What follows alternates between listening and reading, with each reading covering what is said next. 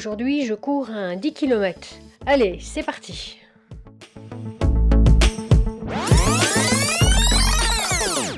Attendez une minute. Vous pensez que parce que vous l'avez décidé, vous allez courir un 10 km comme ça, sans plan d'entraînement? Eh bien, essayez, et je parie que vous allez vite abandonner. Mais si vous voulez réussir, il y a une manière intelligente de le faire, et même une manière encore plus intelligente qu'intelligente, il s'agit de la méthode Smarter. Allez, je vous explique tout ça. Vous allez me dire, encore un mot importé par les marketeurs. Oui, mais vous allez voir qu'en fait, cette méthode, elle est vraiment smart, elle est vraiment intelligente. Alors, que veut dire la méthode Smarter, en plus de vouloir dire plus intelligent en anglais? Je vous explique ça dans une minute. C'est l'acronyme pour S comme spécifique. Oui, je regarde mes notes, elles sont à côté de moi. M comme mesurable, A comme atteignable, R comme réaliste, T comme temporellement défini, et le E et le R qui sont des petites nouveautés, le E comme évalué et le R comme réajusté. Alors, reprenons depuis le début. Imaginons que vous vouliez courir complètement au hasard un 10 km et vous n'avez jamais couru une telle distance de votre vie. Comment allez-vous procéder? Alors je précise, 10 km c'est moi en fait.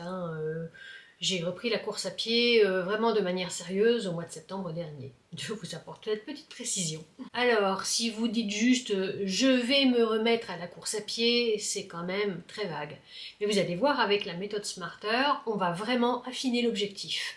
Au lieu de dire je vais me remettre à la course à pied, vous allez dire je veux courir un 10 km. Avec je veux courir un 10 km, l'objectif est clair et on voit exactement ce que l'on veut faire. Alors ici, on va ajouter un chiffre. On va dire, par exemple, je veux courir 10 km sans m'arrêter. Là, l'objectif est clair et mesurable. Ou bien on réussit à courir les 10 km sans s'arrêter, auquel cas on a atteint l'objectif, ou bien on s'est arrêté et là l'objectif n'est pas atteint.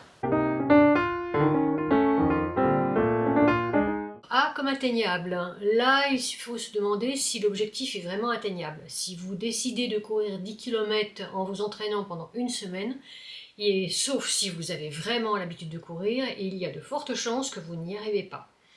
Par contre, si vous avez un plan pour l'atteindre, par exemple, je veux courir 10 km en 3 mois, là c'est beaucoup plus réaliste et atteignable, parce que vous allez pouvoir établir un plan progressif. Par exemple, quand vous reprenez la course à pied, vous pouvez alterner de la marche et de la course à pied en fonction de votre ressenti et de vos douleurs. C'est quand même beaucoup plus simple à gérer que de se dire on va courir 10 km comme ça d'un seul coup au bout d'une semaine. Et c'est ce que j'ai fait en septembre dernier quand j'ai repris la course à pied.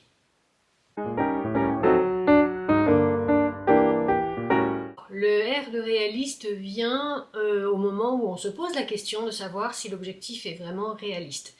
Si vous avez un emploi du temps extrêmement chargé, est-ce que vous allez par exemple pouvoir vous entraîner 3 fois par semaine pour pouvoir atteindre cet objectif?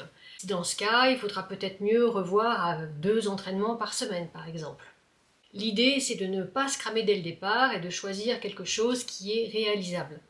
Dans mon cas, j'ai pas visé directement le 10 km tout de suite, j'ai d'abord visé le 5 km.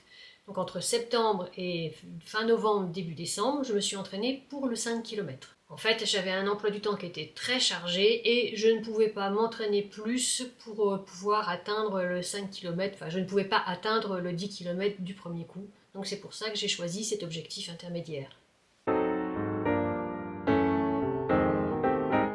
En ce qui concerne le temps, on peut se dire par exemple je vais courir 10 km en 3 mois.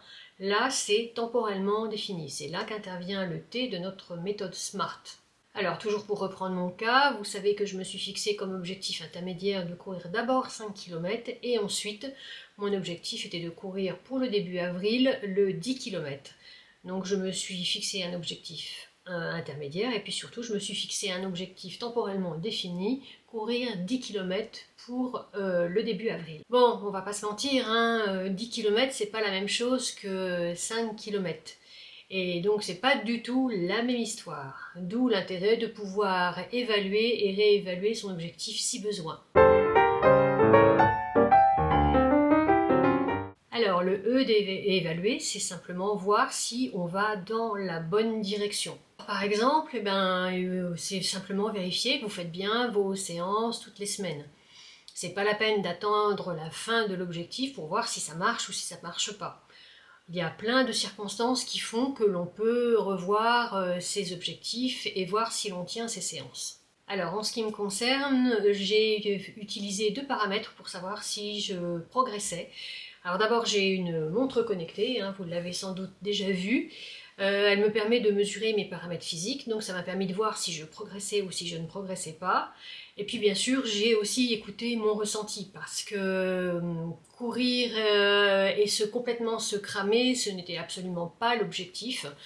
Donc il y a eu des séances qui ont été plus difficiles que d'autres, clairement. Et puis quand vous êtes fatigué et que vous courez, vos paramètres sont moins bons, les chiffres que vous donne votre montre connectée sont moins bons, ce qui est tout à fait normal.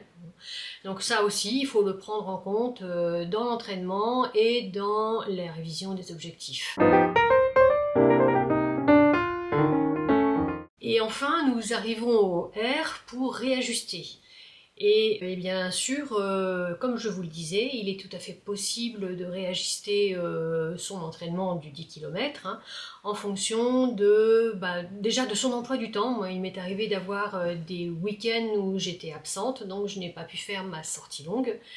Et j'avais prévu suffisamment large pour pouvoir éventuellement remodifier mes séances d'entraînement et éviter de me cramer sur la prochaine sortie longue. Donc cela veut dire par exemple, si vous êtes trop fatigué pour courir 30 minutes, vous courez 20 minutes. Si vous êtes trop fatigué pour faire 3 entraînements par semaine, vous en faites 2. Vous pouvez ralentir le rythme, vous pouvez éventuellement sauter une séance en allant plus doucement la séance suivante. Enfin, vous voyez l'idée en fait. Donc si je reprends mon objectif Smarter, on va obtenir ce qui suit.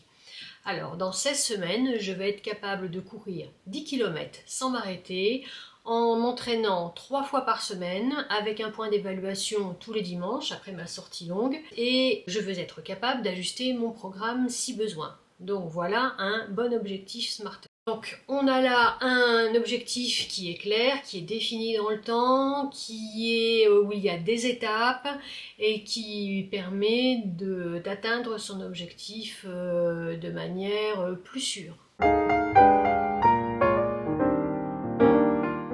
Bon, j'ai un aveu à vous faire, je n'ai pas couru encore le 10 km alors que quand je tourne cette vidéo, nous sommes début avril.